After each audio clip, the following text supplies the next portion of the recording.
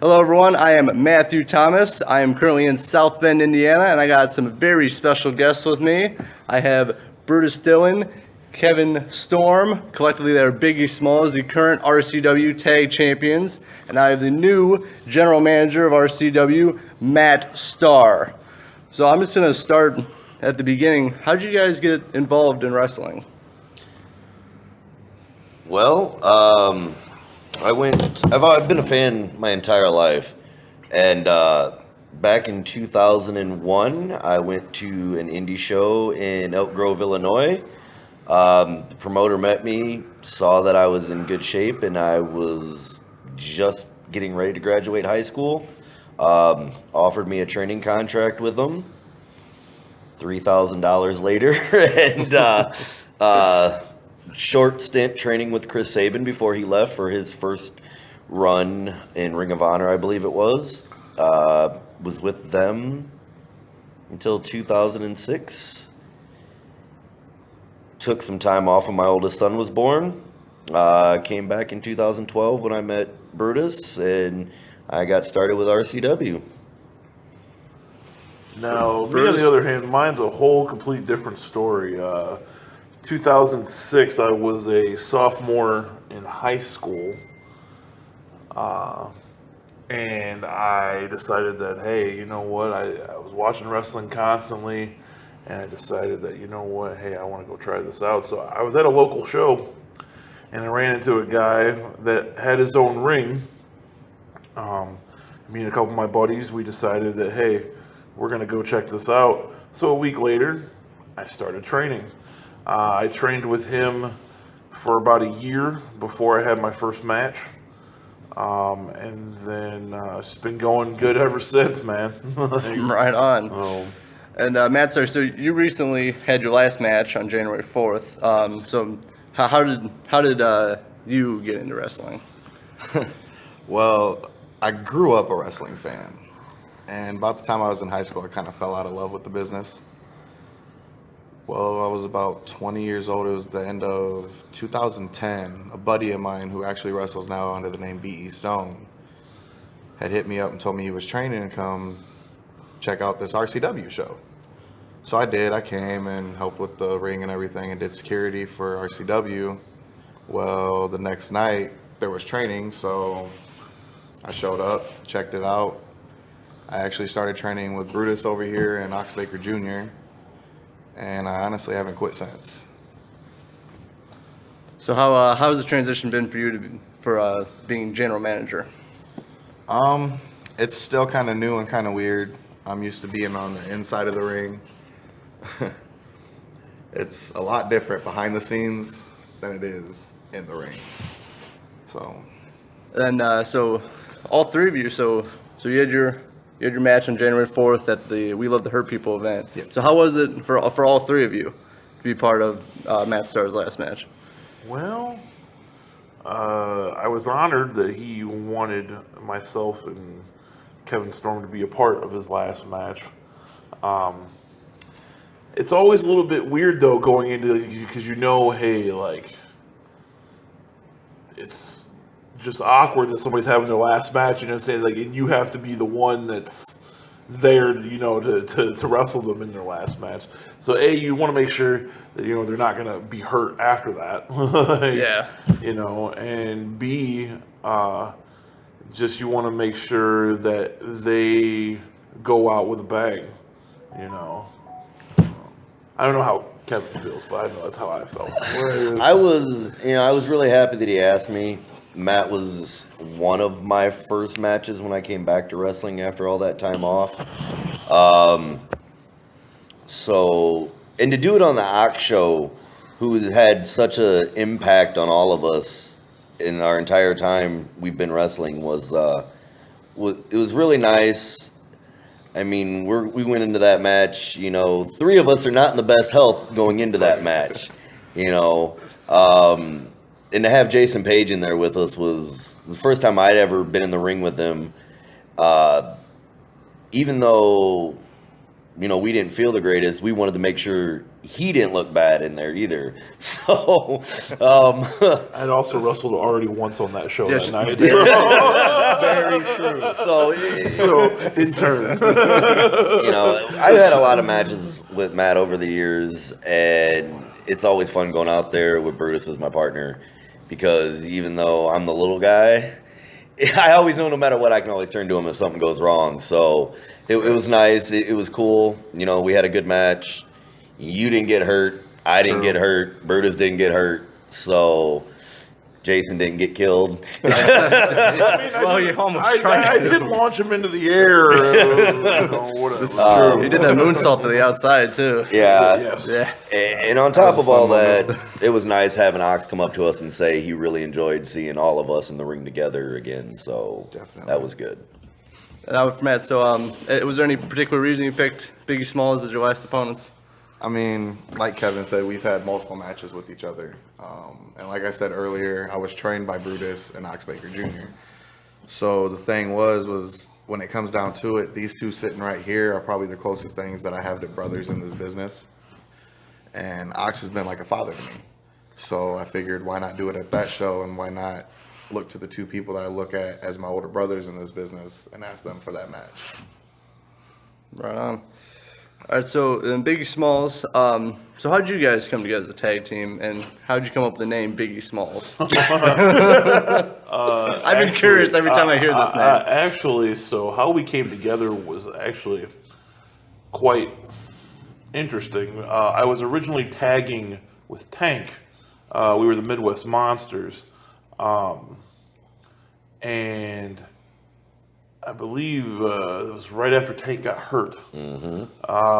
He had appendicitis, and he had to get the appendix removed, and he was out for quite a while because he had a lot of complications with it. And we sat down one day, and we were like, well, what am I going to do next? Like, because I needed to move forward still, you know. And we kind of sat down, and we were like, well, why don't we just tag? And then we're like, okay, what the hell are we going to call ourselves? And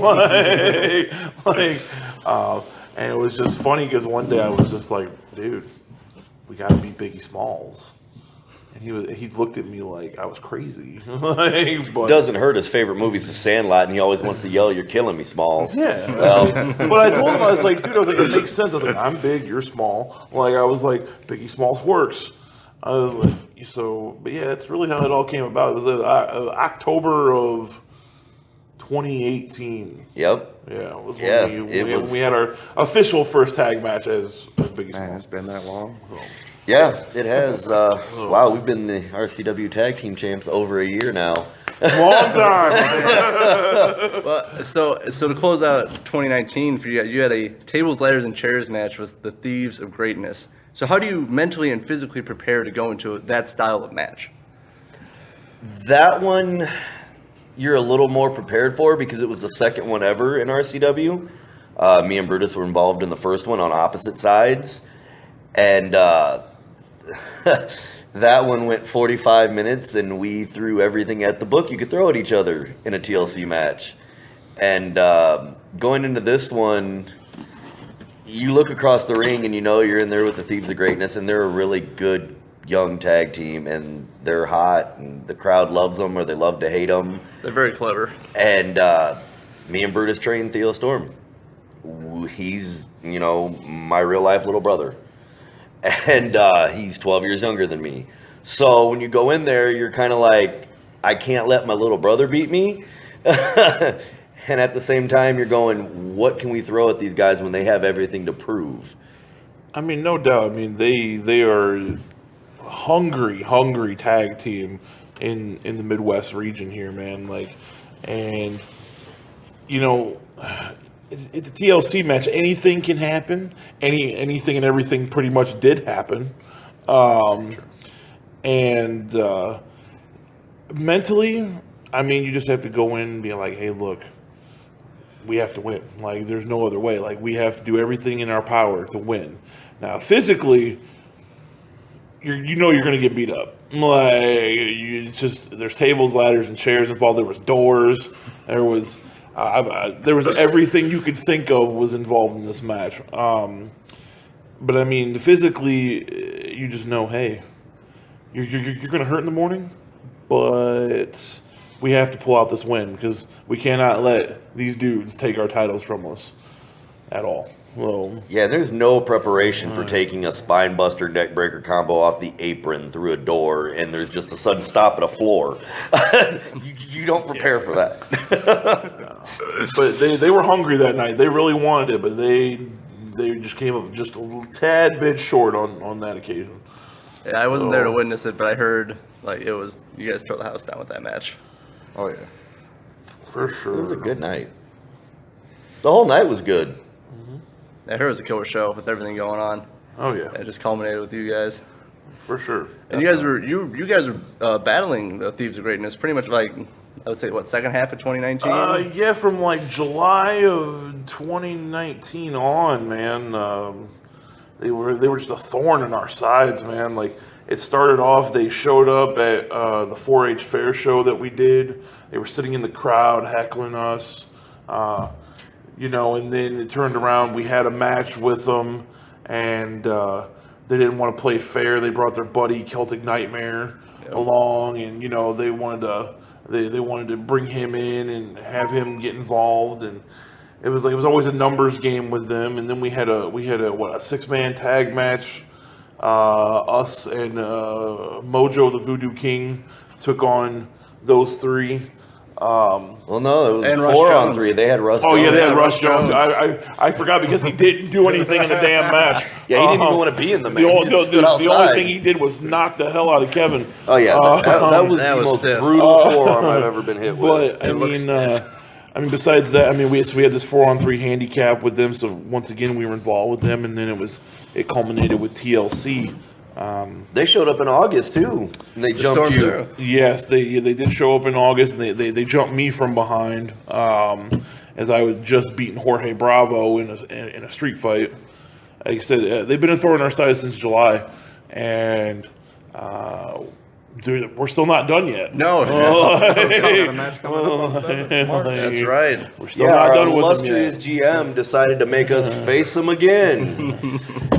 Thanks, buddy. Good for business, man. Thanks. All right, so when you guys are training and working out, is there any like go-to workout music you guys listen to, or you just like rage in silence while lifting weights? Me, it's anything heavy metal, hard rock. I have a bad habit of I have a collection of wrestling themes on my Spotify, and there's a few that I just, no matter what, when you hear them, it instantly motivates you, even though it's not your entrance music. Metalingus from Edge is really big on yeah. mine. Oh yeah, all the Triple H in Evolutions. Yeah, I can't help it. yeah. Being your lifelong fan. Yeah, when I saw Alter Bridge a couple weeks ago, they actually played Metalingus. Nice. That was cool. I bet that's one heck of a concert to go to. That was like, honestly, that was the best concert I've been to. Just all of them they're just phenomenal live. Like you don't even have to know the words. They'll just like rock your No face doubt. off. It's great. I mean, Oh, they're yeah. Creed without Scott Stapp. Yes. It's the exact same lineup. Yeah, they got Miles Kennedy, who's a Yep. like underrated singer and guitarist. All right.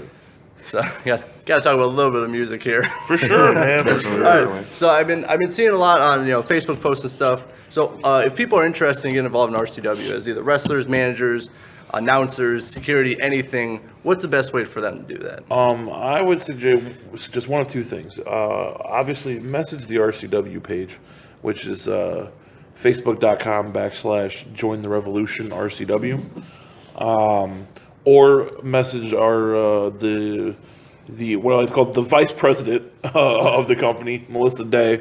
You can message her on Facebook. You can also message us on Twitter, and yeah, I mean that's about the best route to go to get started, because then we can give you all the details on where to go from there. All right. So if you're looking to get involved, and contact them, RCW through Facebook. So we got to talk about you. the show on March 7th. It's at the Goodson Center, and it is Never Back Down. So what can people expect from this show?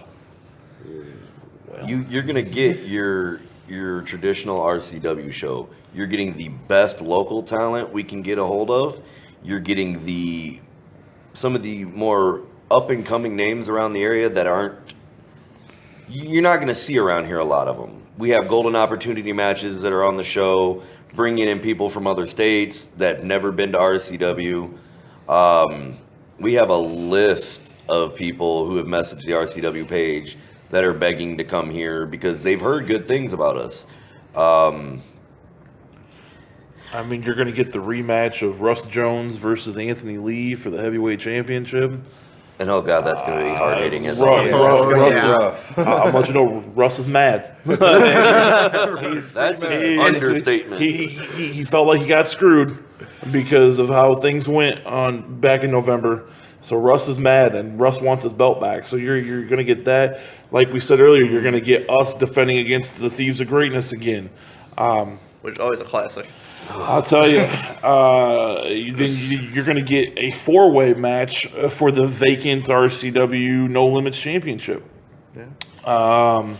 You're going to get, like he said, a golden opportunity match. That's the match I'm looking forward to. You're going to get everything you could possibly want in an event on that night. From singles match, to tag match, to triple threat, four-way, anything you'd want, you're going to get on that show. It sounds like a killer show. The card looks phenomenal. But I want to specifically talk about your guys' match with the Thieves of Greatness. What should people expect from you guys or the Thieves of Greatness?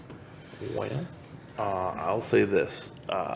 We're not underestimating them at all. Like, we know how good they are. In turn, though, doesn't mean that they have a dying chance of beating us. Because we're not going out here just like being like, oh, we're going to hand you our belts. Like, no. Like, we're going to come out here with a fight. You know, for as much as they have to prove to everyone that, you know, especially Theo wants to step out of the shadow of me and Brutus. It's something every wrestler wants to do. You know, you want to step out of the shadow of your trainer and be better. They're going to come with everything they have, but it seems lately, anytime me and Brutus step in the ring, we're trying to prove ourselves still. We've been doing this a long time, and we still feel like we have so much more to prove. And every time we step out there, we're going that much harder to prove, hey, we're not just guys who are here in the Midwest. You know, we're not a four-company tag team. We want to go places. We want that contract. We want that TV time somewhere. So we have everything to prove too, just as much as them. And any special preparations you guys are making for this match versus the Thieves of Greatness? I mean, just knowing that we have to be on that night just a better team once again. You know what I'm saying? Like, we have to if we have to go stoop to their level to play their game, then that's what we'll do. Because at the end of the day, like, we can't lose these RCW tag titles. So I think people forget that we weren't always these guys out there shaking hands and giving high fives and kissing babies and telling everybody to come on, love us. No, we are. I used to be one of the most hated people in RCW, like a long time ago. But This is very true. I tried to take over the company and run out every veteran possible. It was my goal to kill the company at one time. I mean, we're both down, dirty, nasty guys when we have to be. So you don't get the nickname Effin' Brutal and Mr. RCW from being nice. Gotcha. So, on March 7th, mark your calendars. RCW presents Never Back Down. It is at the Goodson Center Arena. Bell time at 6:30. No, sorry. Doors open at 6:30. Bell time at 7:30. Is that correct? Yes. Yeah. All right, got that right. new thing this year. It's a new thing. All the bell times are going to be at 7:30 because we realized that we were starting at 7:30 anyway. So we're just like, nope, bell times at 7:30 now. All right. So mark your calendars. Be there. It sounds like a phenomenal event. So I want to thank Brutus Dillon, Matt Starr, and Kevin Storm for being on Super Cool Radio.